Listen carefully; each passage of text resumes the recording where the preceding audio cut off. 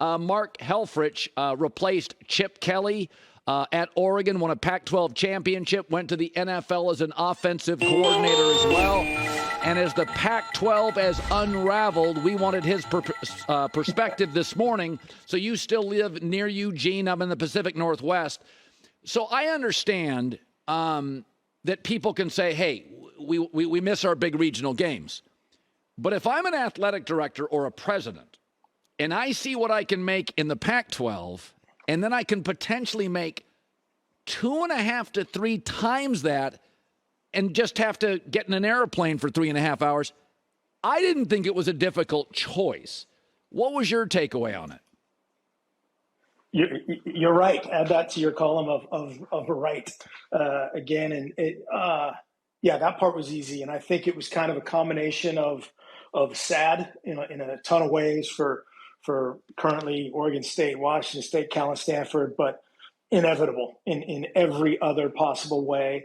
And I think it was all spurred probably how you've talked about before about LA. And when USC and UCLA finally, for many years, they've been kind of pressuring the behind the scenes of, we want a bigger share of this, our mega millions of TV viewers. They finally called their bluff, and then just missing the mark of this current window when the Pac-12 was going to be their deal was up on the TV side of things, and everybody ran for their corners. When you would go on the recruiting trail and you'd recruit against Ohio State or Texas or Michigan, did you feel like you were not necessarily under the gun, but at a disadvantage because many Pac-12 games are late? East Coast people don't see them. Did you feel that recruiting for, or even with Phil Knight and Nike's gravitas, that sometimes you wanted a bigger stage? Well, yes and no. I mean, you're going to compete. We competed against all those places. An Ohio kid against Ohio State, we won that a couple times. I know they've done that since then as well. The regionality of the Midwest, the Southeast, and into Texas, those are a little bit harder to win. If you have to pick your spots and get on the right guys. But now it's all about paying guys, and they can do that too. They're still selling a lot of shoes, doing a lot of things the right way, that way, and that is more of a NFL light selection process and signing process. But there's no doubt that the Big Ten markets, when you look at now LA, Seattle, Chicago, New York, they got a lot. How do you think? I hear all these Big 10 fans saying, "Oh, I don't know, Big Ten football's different," and I think USC historically, when they're good, they beat everybody, including Ohio State. How do you think Pac-12 schools into that cold weather? A lot of October, November games. Oregon already plays in the rain. Do you think aesthetically, stylistically, these Pac-12 teams could be in a little trouble?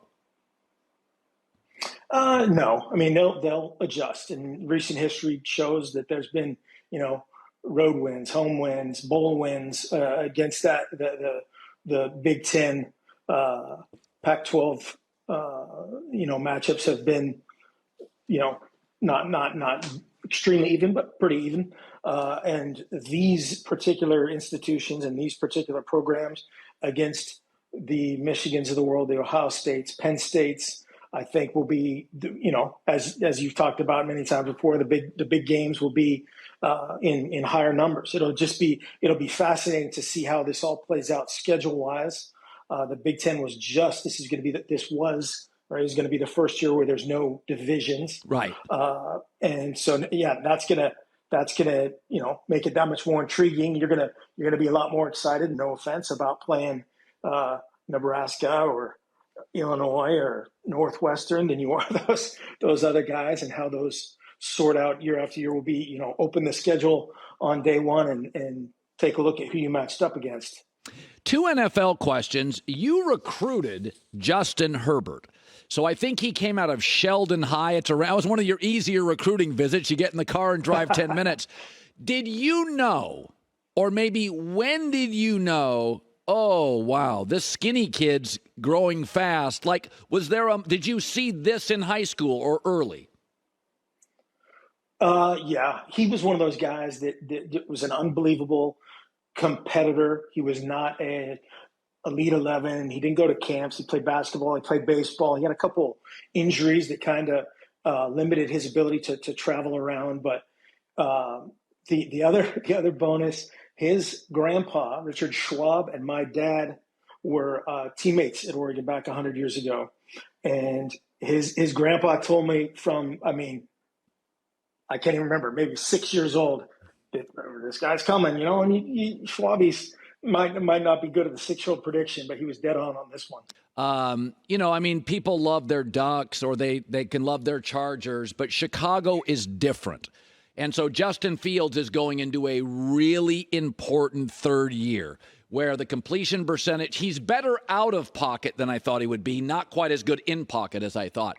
Having been talk radio, newspapers, Chicago's a big, beautiful city, but when you were coordinator there, do you think it's harder for a young quarterback in a Chicago, a Philadelphia, where they watch every play, they live for it? I mean, the TV ratings for – when you were there, did you ever sense, man, I wouldn't want to be a young quarterback here? We just got to protect them, and protect is a literal and, a figurative term in terms of building him up schematically and doing what he does best. That sort of might not even fit what you do, because I think that guy is uber talented. He shows the toughness, shows the intelligence, and just makes a couple X factor plays that he's got it. And then, that Chicago is an awesome market. The Bears are that unique love affair there. The history of that place is awesome. Yeah. Mark Helfrich, 4 years at Oregon, recruited Justin Herbert on Pac-12 realignment. By the way, in the Pacific Northwest, Oregon says they want to play Oregon State. Washington says they want to play Washington State. For Oregon State, there's a financial issue. They just build a stadium. Somebody's got to pay those bills. Yeah. And the Oregon economy, let's be honest, those are two cities that matter, Corvallis, Eugene. If I just said prediction, where does like an Oregon State, Washington State, Cal end up? What would be your guess? Yeah, I'm hoping there's one more maybe magical card, one more wild card in the Big 12. I was talking to somebody last night. Get 2 10-team divisions in the Big 12. They have 16 now. Add those 4. Add Stanford, Cal, Washington State, Oregon State, and be the first super conference. Play a 9-game schedule on each side. Have a champion, and that's your unique fit. You're going to protect all those people with playoff access, which is going to become – that's a huge thing. All this too is this split of the whatever, the haves and the have-nots. This is going to lead to less access to what in theory was an expanded playoff, a 12-team playoff. I think that's going to be a Big Ten, SEC, and everybody else. Yep. But to protect that part of it would be big. Hi, everybody. Thanks for watching. Subscribe here to get the latest from the show.